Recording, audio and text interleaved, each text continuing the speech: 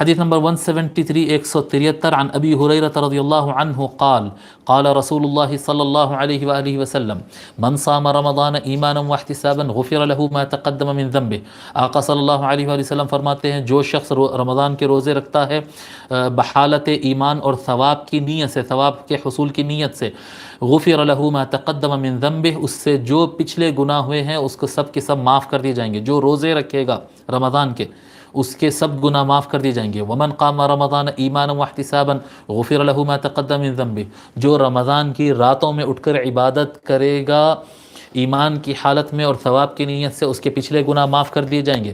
ومن قام لیلۃ القدر ایمانا واحتسابا غفر له ما تقدم من ذنبه، اور جو شخص لیلۃ القدر میں حالت ایمان میں اور ثواب کی نیت سے اٹھ کر عبادتیں کرے گا، اللہ تبارک و تعالی اس کے پچھلے گناہوں کو معاف فرما دے گا۔ حدیث متفق علیہ ہے۔